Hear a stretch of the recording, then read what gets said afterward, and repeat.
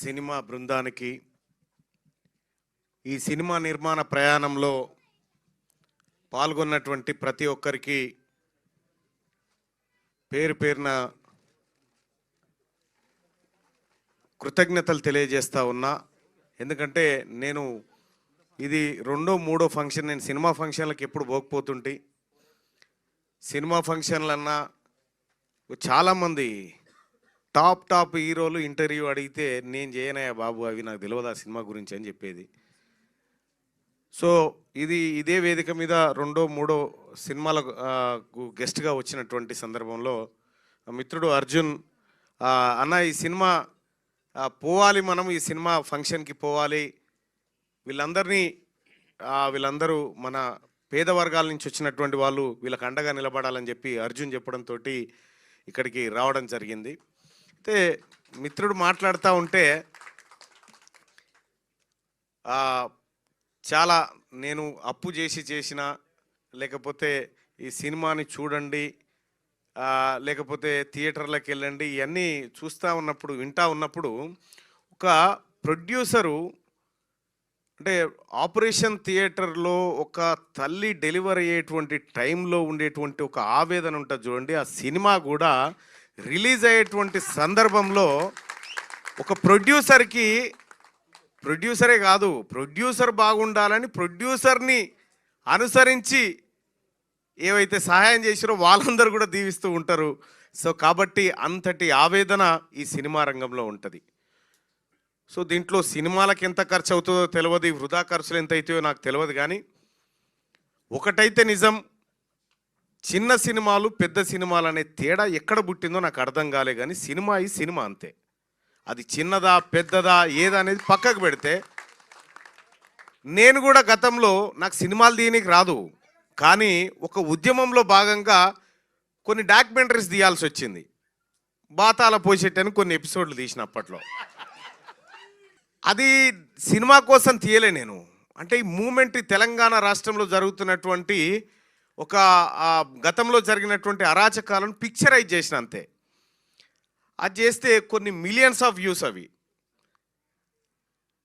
ఈ సినిమాలో కూడా ప్రణయ గోదావరి, ఎంత అద్భుతమైనటువంటి ఆ పదం ప్రణయ గోదావరి అనేటువంటి పదాన్ని సినిమా టైటిల్గా పెట్టినారంటే, గోదావరి పరవళ్ళు ఏ విధంగా ఉంటాయో ఆ విధంగా ఈ సినిమా కూడా ఉంటుందని నేను అనుకుంటా ఉన్నాను. ఎందుకంటే సినిమాను చూడలేదు, మిత్రుడు చెప్పిన తర్వాత ట్రైలర్ చూసి ఇది చాలా బాగుండేటట్టుందని చెప్పి అని అనుకున్నా, మనసులో అనుకున్నా కానీ బయటపడలేదు.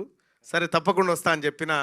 ఆ తర్వాత కొద్దిసేపు ఆ ట్రైలర్స్ ఆ సాంగ్స్ చూసిన తర్వాత సో ఏదో బాగానే కష్టపడ్డట్టున్నారు అనేటువంటి నా మనసుకు అనిపించింది.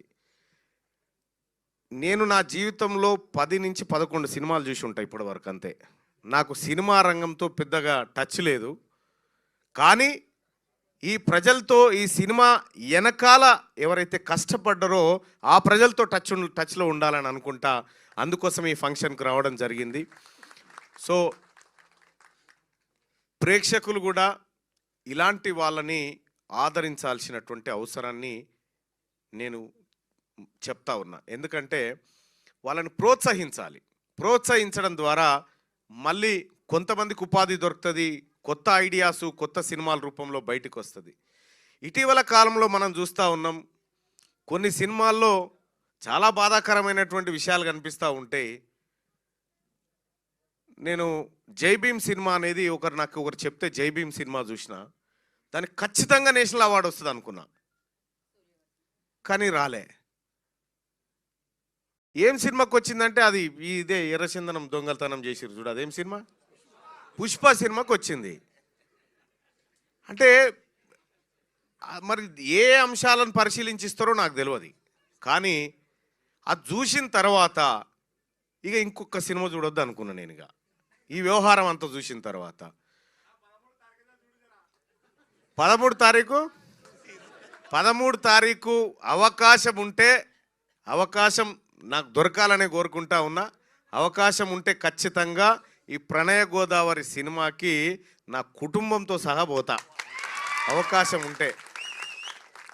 అలాగే నేను ఏమంటావు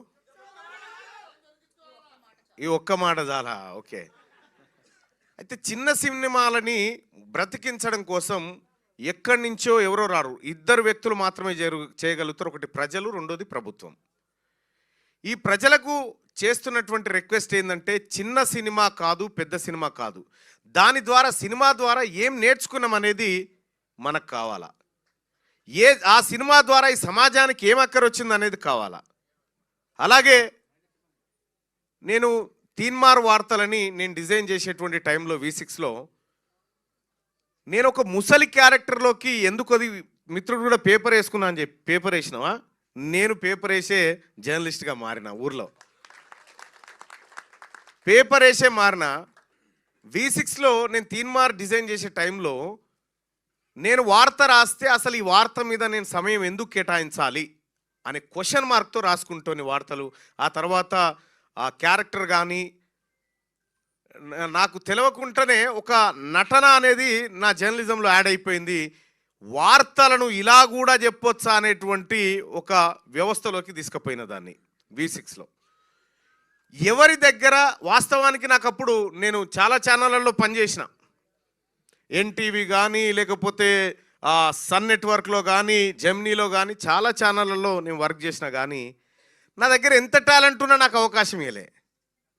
ఎంత టాలెంట్ ఉన్నా అరే ఇది ఇట్లా కాదురా బాబు, ఇట్లా కూడా చేయొచ్చు అని అంటే మీకేం తెలుసండి ఇదంతా, మేము చేస్తాం కదా అనేటోళ్ళు. సరే తర్వాత V6లోకి వచ్చిన తర్వాత అంకం రవి గారు ఒక ఛాయిస్ ఇచ్చిండు, నువ్వేం చేయాలనుకుంటున్నావు చెయ్యి అంటే, తెలంగాణ మొత్తం ఉమ్మడి ఆంధ్రప్రదేశ్ అంతా 9:30కు టీవీల ముంగట అంతరంగాల సీరియల్ ముంగట కూర్చుండబెట్టిన జనాన్ని తీన్మార్ వార్తల రూపంలో.